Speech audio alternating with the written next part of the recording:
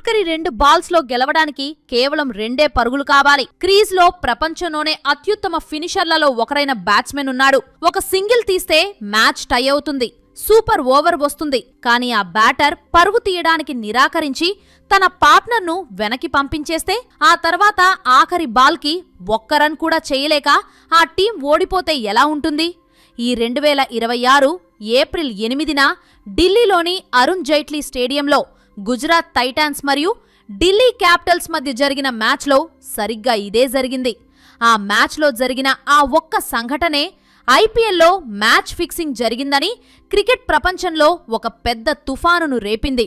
అయితే నిన్న జరిగింది నిజంగానే మ్యాచ్ ఫిక్సింగా? రన్ తీయడానికి మిల్లర్ ఎందుకు ఒప్పుకోలేదు? ఈ విషయంగా టీమిండియా స్టార్ క్రికెటర్ మిల్లర్పై చేసిన సంచలన కామెంట్స్ ఏంటి?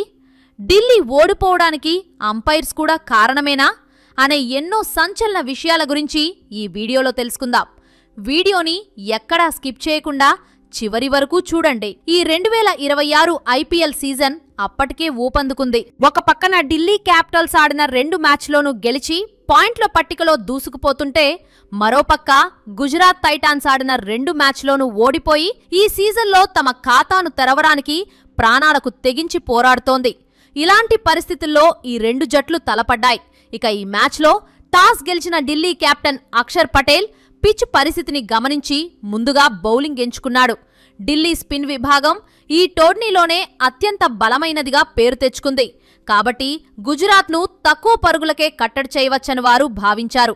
కానీ గుజరాత్ టైటాన్స్ దగ్గర ప్లాన్ వేరే ఉంది. ఈ మ్యాచ్ కోసం వారి రెగ్యులర్ కెప్టెన్ శుభ్మన్ గిల్ మళ్లీ జట్టులోకి వచ్చాడు. అంతకుముందు మ్యాచ్లో మెడనొప్పితో అతను ఆడలేదు. కానీ ఈ మ్యాచ్లో అతను టాస్ సమయంలో కనిపించినప్పుడు అభిమానుల కళ్ళు ఒక్కసారిగా అతని గడ్డం మీద పడ్డాయి. గిల్ మురుపటి కంటే చాలా దట్టమైన గడ్డంతో కనిపించడంతో సోషల్ మీడియాలో బ్రో గత మ్యాచ్ ఆడకుండా గడ్డం ఇంప్లాంట్ చేయించుకున్నారా అనే వింతైన రూమర్లు కూడా వైరల్ అయ్యాయి. ఏది ఏమైనా గిల్ రాక గుజరాత్కు ఒక పెద్ద బూస్ట్ ఇచ్చింది.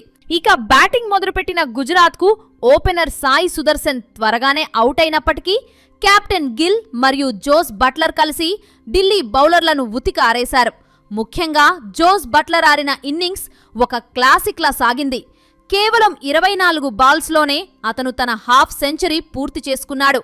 ముఖ్యంగా ముఖేష్ కుమార్ వేసిన ఒకే ఓవర్లో 3 సిక్సర్లు మరియు ఒక 4తో ఏకంగా 23 రన్స్ రాబట్టాడు. ఆ తర్వాత శుభ్మన్ గిల్ కూడా తన ఫామ్ను కొనసాగిస్తూ 45 బాల్స్లో 70 రన్స్ స్కోర్ చేశాడు. ఈ ఇద్దరి తర్వాత వాషింగ్టన్ సుందర్ 4వ స్థానంలో బ్యాటింగ్కు వచ్చి అందర్నీ ఆశ్చర్యపరిచాడు. అతను కేవలం 32 బాల్స్లోనే 55 రన్స్ స్కోర్ చేసి తన కెరీర్లోనే మొదటి ఐపీఎల్ హాఫ్ సెంచరీని నమోదు చేశాడు. అలా ఈ ముగ్గురి మెరుపులతో గుజరాత్ టైటాన్స్ 20 ఓవర్లలో 210 రన్స్ స్కోర్ చేసింది. దాంతో ఇప్పుడు ఢిల్లీ ముందు 211 రన్స్ భారీ లక్ష్యం ఉంది. ఇది ఈ సీజన్లోనే అత్యంత కష్టమైన చేజింగ్గా కనిపించింది. ఇక ఢిల్లీ ఓపెనర్ కేఎల్ రాహుల్ మీద అప్పటికే విపరీతమైన ఒత్తిడి ఉంది. ఎందుకంటే అంతకుముందు జరిగిన 2 మ్యాచ్లో అతను కేవలం 1 పరుగు మాత్రమే చేసి దారుణంగా విఫలమయ్యారు. ఒక పక్క విమర్శలు, మరోపక్క భారీ లక్ష్యం. ఇలాంటి సమయంలో రాహుల్ తనలోని అసలైన ప్లేయర్ని బయటికి తీశాడు. అతను మరియు పాతుం నిస్సంక కలిసి మొదటి వికెట్కు 76 పరుగులు జోడించి ఢిల్లీకి అదిరిపోయే ఆరంభాన్నిచ్చారు. రాహుల్ కేవలం 29 బాల్స్లోనే తన హాఫ్ సెంచరీ పూర్తి చేసుకొని విమర్శకుల నోళ్లు మూయించాడు. అయితే మ్యాచ్ 10వ ఓవర్లో ఉండగా గుజరాత్ స్పిన్ మాంత్రికుడు రషీద్ ఖాన్ బాల్ని అందుకున్నాడు. అక్కడే మ్యాచ్ స్వరూపం మారిపోయింది. రషీద్ తన అద్భుతమైన గూగ్లీలతో వరుస బాల్స్లో నితీష్ రాణా మరియు ఫామ్లో ఉన్న సమీర్ రిజ్వీని ఫస్ట్ బాల్కే అవుట్ చేశాడు. ఆ తర్వాత అక్షర్ పటేల్ కూడా అనవసరమైన షాట్కు ప్రయత్నించి రషీద్ బౌలింగ్లోనే అవుట్ అయ్యాడు. అలా ఒకే స్పెల్లో 3 కీలక వికెట్లు తీసి రషీద్ ఢిల్లీని కోలుకోలేని దెబ్బతీశాడు. ఆ సమయంలో రషీద్ ఖాన్ స్పెల్ 4 ఓవర్లలో కేవలం 17 రన్స్ మాత్రమే ఇచ్చి 3 వికెట్లేట్లు. అంటే అది ఎంత ప్రభావవంతమో మనం ఊహించవచ్చు. ఇంతలో ఒక అనూహ్య ఘటన జరిగింది. చేజింగ్ లో కీలకమైన డేవిడ్ మిల్లర్ బ్యాటింగ్ చేస్తున్న సమయంలో తన వేలికి గాయం కావడంతో నొప్పితో విలవిలలాడుతూ రిటైర్డ్ హట్గా గ్రౌండ్లో నుండి బయటికి వెళ్లిపోయాడు. దీంతో ఢిల్లీ శిబిరంలో ఆందోళన మొదలైంది. కేఎల్ రాహుల్ ఒక్కడే ఒంటరి పోరాటం చేస్తూ 92 రన్స్ దగ్గర మహమ్మద్ సిరాజ్ బౌలింగ్లో అవుటయ్యాడు. అలా రాహుల్ కేవలం 8 రన్స్ తేడాతో తన సెంచరీని మిస్ చేసుకున్నాడు. అయితే రాహుల్ అవుటయ్యాక మ్యాచ్ పూర్తిగా గుజరాత్ చేతుల్లోకి వెళ్లిపోయింది అనుకున్న టైంలో మిల్లర్ నొప్పులను భరిస్తూ మళ్లీ క్రీజులోకి వచ్చాడు. ఇక అసలైన డ్రామా 19వ ఓవర్లో మొదలైంది. ఢిల్లీ గెలవడానికి ఆఖరి 12 బాల్స్లో 36 రన్స్ కావాలి. బౌలింగ్లో మహమ్మద్ సిరాజ్ ఉన్నాడు. గాయం నుండి కోలుకుని వచ్చిన మిల్లర్ ఆ ఓవర్లో శివతాండవం చేశాడు. వరుసగా 2 సిక్సర్లు మరియు 1 4తో సిరాజ్ బౌలింగ్ను చీల్చి చెండారాడు. అలా ఆ ఓవర్లో మొత్తం 23 రన్స్ వచ్చాయి. దాంతో ఢిల్లీ గెలుపుకి ఆఖరి ఓవర్లో 13 రన్స్ మాత్రమే కావలసి ఉంది. బౌలింగ్ వేయడానికి ప్రసిద్ కృష్ణ సిద్ధమయ్యారు. మొదటి బాల్కే విప్రజ్ నిగమ్ 4 కొట్టడంతో ఢిల్లీ గెలుపు ఖాయమని అందరూ ఫిక్స్ అయిపోయారు. కానీ రెండో బంతికే విప్రజ్ అవుట్ అయ్యాడు. ఆ తర్వాత క్రీజులోకి కుల్దీప్ యాదవ్ వచ్చాడు. అతను తన మొదటి బంతికే సింగిల్ తీసి మిల్లర్కు స్ట్రైక్ ఇచ్చారు.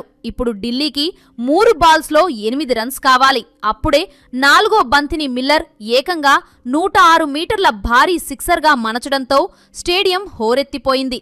ఇప్పుడు సమీకరణం అందర్నీ ఆశ్చర్యపరిచేలా ఉంది. 2 బాల్స్కి 2 రన్స్ మాత్రమే కావాలి. ఇక్కడ నుండి జరిగిందే ఇప్పుడు ఒక పెద్ద వివాదానికి కారణమైంది. 5వ బాల్ని మిల్లర్ ఫైన్ లెగ్ దిశగా ఆడాడు. అది చాలా సులువైన సింగిల్. ఆ రన్ తీసి ఉంటే స్కోర్లు సమమయ్యేవి మరియు ఢిల్లీ కనీసం సూపర్ ఓవర్కైనా వెళ్లేది. కానీ మిల్లర్ రన్ తీయడానికి నిరాకరించి కుల్దీప్ను వెనక్కి పంపించేసి తనే స్ట్రైక్లో ఉండి మ్యాచ్ ముగించాలని అనుకున్నాడు. అలా ఆఖరి బాల్కి 2 పరుగులు కావాలి అనే పరిస్థితి వచ్చింది. అప్పుడే ప్రసిద్ కృష్ణ ఒక తెలివైన స్లోయర్ బౌన్సర్ వేశాడు. మిల్లర్ ఆ బంతిని పూర్తిగా మిస్ అయ్యాడు.